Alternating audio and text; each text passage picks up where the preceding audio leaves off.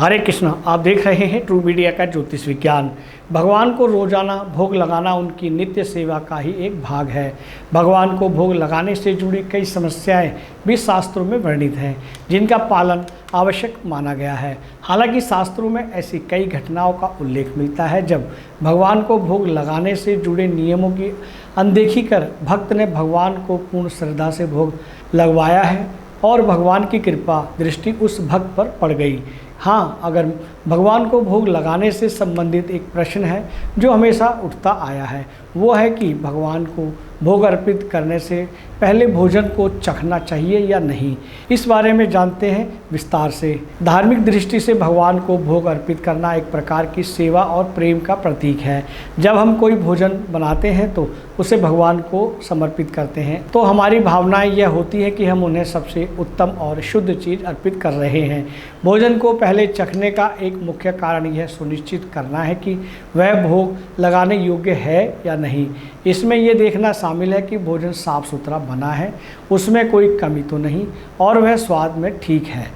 हमारी यह इच्छा होती है कि भगवान को अर्पित किया जाने वाला भोजन हर प्रकार से उत्तम हो, ठीक उसी प्रकार जैसे हम अपने प्रिय अतिथि को सबसे अच्छा भोजन परोसना चाहते हैं।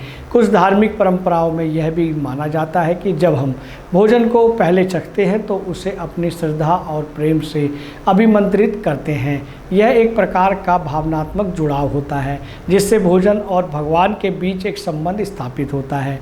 यह भाव व्यक्त करता है कि जो हम कुछ भी अर्पित कर रहे हैं वह हमारे हृदय में आ रहा है और हम उसे पूरे मन से समर्पित कर रहे हैं। इसके अलावा व्यवहारिक दृष्टिकोण से भी भोजन को पहले चखना महत्वपूर्ण है। कई बार ऐसा हो सकता है कि बनाते समय अनजाने में भोजन में कोई कमी रह जाए, जैसे कि नमक या चीनी कम या ज़्यादा हो जाए या वह ठीक से ना पका हो। यदि ऐसा भोजन सीधे भगवान को अर्पित कर दिया जाए तो उचित नहीं माना जाता। इसलिए पहले चखकर यह सुनिश्चित किया जाए कि भोजन स्वादिष्ट और भोग लगाने योग्य है। ज्योतिष दृष्टिकोण से भी इस परंपरा का महत्व है। ज्योतिष में भोजन को ऊर्जा का स्रोत माना जाता है और यह हमारे ग्रहों और नक्षत्रों को भी प्रभावित करता है। जब हम भगवान को भोग लगाते हैं तो एक प्रकार की सकारात्मक ऊर्जा को आकर्षित करते हैं। भोजन को पहले चखकर हम यह सुनिश्चित करते हैं कि जो भोजन हम भगवान को अर्पित कर रहे हैं वह शुद्ध और सकारात्मक हो। दोस्तों, आपने देखा कि भगवान को भोजन अर्पित करने से पहले हमें उस भोजन को चखना चाहिए ताकि वो शुद्ध और पका हुआ और स्वादिष्ट होना चाहिए, तभी भगवान जी को अच्छा लगेगा। ये जानकारी आपको कैसी लगी, हमें आपके भावपूर्ण कमेंट्स की आवश्यकता है।